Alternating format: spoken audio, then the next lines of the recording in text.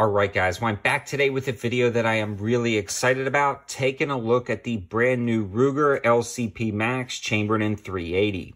The Ruger LCP has been a staple in the gun community for concealed carry for a very long time. It's almost become one of the gold standards of concealed carry that a lot of other people kind of compare and stack up against their pocket .380s against. This one was actually sent out to the channel by American Pawn & Gun, located in Monroe, North Carolina. American Pawn & Gun started carrying these in their shops. I saw them and I knew I had to give them a try because it's been a while since I tried out a new pocket .380, and this one is revolutionary, not necessarily in its form or function, but in the fact that it holds 10 rounds of .380 in this very interesting magazine, yet still remains ultra small and able to be concealed in your pocket. We'll talk about all the specs and features of this handgun as well as its performance down at the range and shootability, because another thing .380s are known for in almost all categories are their snappiness when it comes to their size.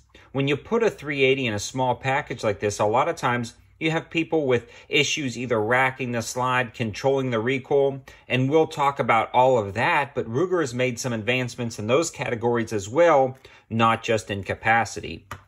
So when you're looking at this handgun, you actually get the handgun itself with one 10-round magazine, a pinky extension, and then Ruger also has the optional 12-round magazine, which extends it a little bit further. For me, that would be good as a backup mag or a spare mag, knowing that it's a factory 12-round magazine, but I like the idea of making this as compact as possible to make it a true pocket pistol. It also comes with a mag loader in the box and a really nice pocket holster. This is comparable to most of those $10, $20 pocket holsters that you can find at your gun shop or on Amazon, but it's fitted for that Ruger. It's got this nice texturing right here to help it grab in your pocket, and it does a good job of taking the printing away when it's in your pocket, and I've pocket carried this handgun in this holster, and it works out pretty good. Now, if you're wearing dress pants or kind of tighter pants, this may not be able to pocket carry, and that's nothing to do with the gun. A lot of times you just can't really get something in some very nice dress pants, so you may have to move to other carry options, and we'll talk about those within the waistband carry of these two holster options at a later part of this review. The first thing I want to talk about, though, is reliability. So American Pawn & Gun sent out 100 rounds of brass case .380, and I went through those really quickly. Then I had another 100 rounds of brass case .380 I shot through myself, a mixed bag, just random stuff. So flat nose, hollow points, I mean, this was just a collection of random .380 I had over the years. Then I had another about 75 rounds of aluminum ammo, and then a little bit of steel ammo. I didn't get an exact count, but this thing ran everything flawlessly right out of the box, no issues whatsoever. The bullet geometry I was a little bit concerned on, but I believe Ruger did some work on the barrel profile and geometry, and this thing feeds literally everything I've put through it. Now, I do need to do an extensive test of different types of defensive rounds and hollow points, but right off the bat, I can confidently say this is not going to be a picky gun. It seems to run everything just fine. So with that main idea of reliability out of the way and the fact that it is incredibly reliable out of those first shots, I feel like I'm confident to put this into the carry rotation. Generally, I don't like to put handguns into the carry rotation until about 500 rounds, but so far with Ruger's history and reputation and the fact that this has been really reliable with all of those different rounds, I feel confident in dropping it in my pocket and carrying a little bit, especially for this review.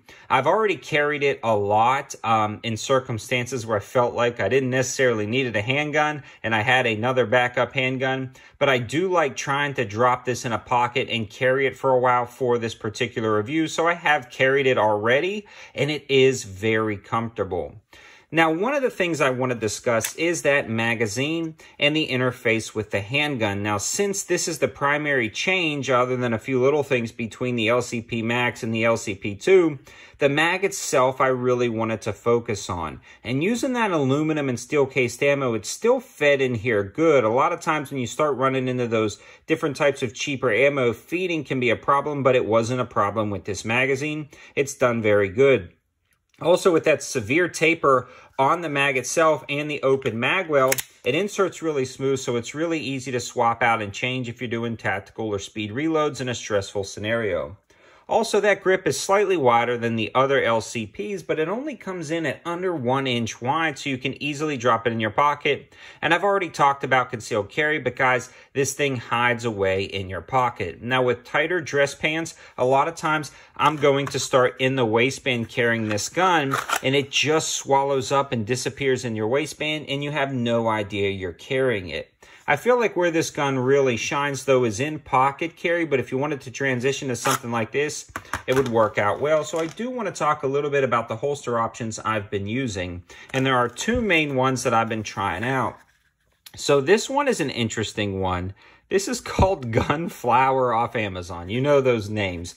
So this is on sale for about 13 bucks, normally 17 bucks. You can see right here, it fits in pretty good. This is designed for an LCP2, not an LCP MAX. So what you'll notice is the holster will bulge ever so slightly at the top, but it doesn't affect the trigger. The trigger interface is still completely covered. It stays away from the trigger. It's just a little bit thicker right here at the frame, so it starts to push off ever so slightly. The retention is pretty good on this guy. You can adjust it right here, and for 13 bucks, it works out great. No issues whatsoever right there. And it feels pretty comfortable, although you get a slight rattle inside the holster on that one. And the second one is the Warriorland Tactical. This is more of a Kydex feeling holster. It encompasses the handgun a little bit more, covers the trigger more completely, but actually it's got slightly less retention than the other one, I believe, again, because it's pinching right about here where the grip thickens up, so it doesn't quite grab a hold of it like the traditional LCP2, but perfectly acceptable and safe for carry. No issues there. This one runs about 20 bucks. I'll leave links to both of these for the Amazon links for the holsters in the description below, but both of those are great options for in the waistband carry. I figured you guys might want to know some other options besides the included pocket carry.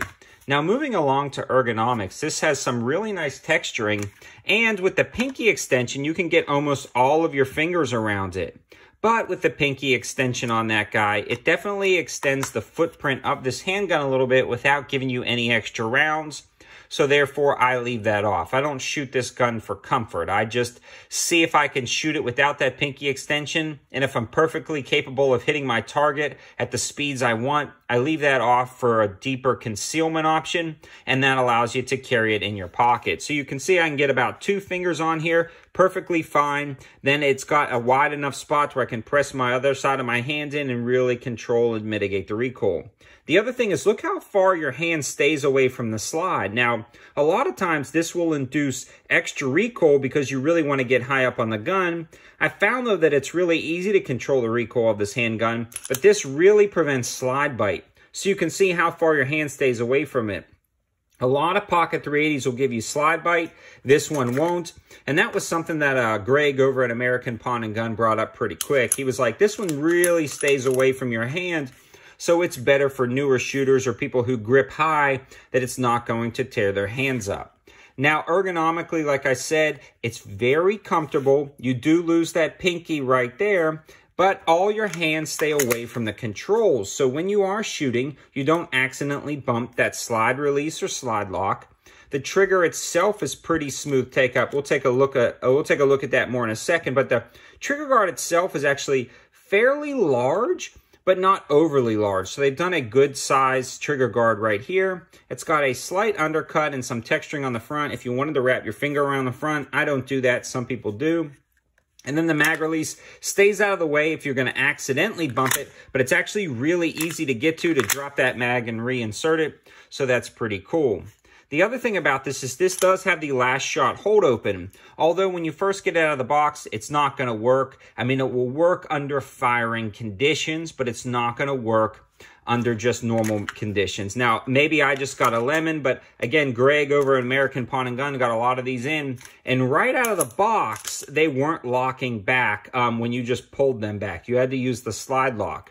But after those 300 rounds, this one locks back pretty much every single time under practice here. And it also locks back 100% of the time, no issues whatsoever under firing conditions. So when that last round gets ejected, the slide lock backs and it works great.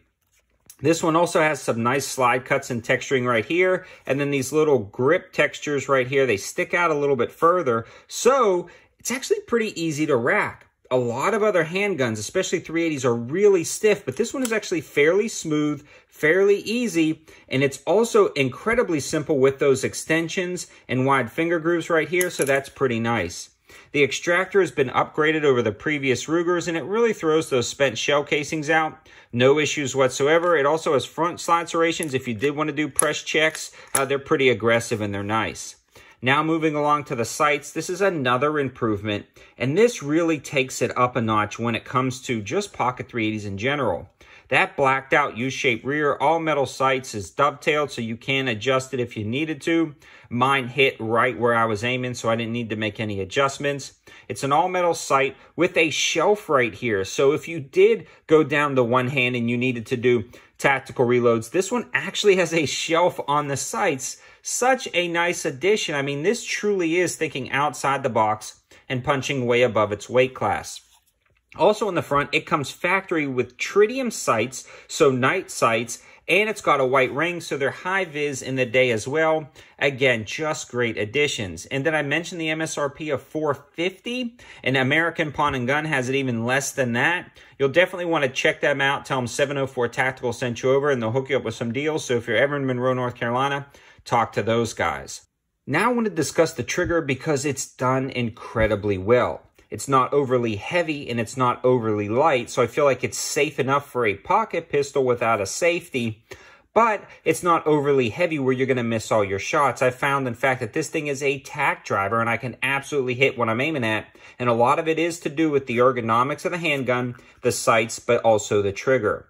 So you'll depress the safety lever, and once you depress that, the trigger is free to move. So if you grab the trigger from the side or you drop the gun, the trigger can't fire, but once you depress that safety lever, it smooths up. You hit a wall right here, and you can see once you chamber around, the hammer stays back.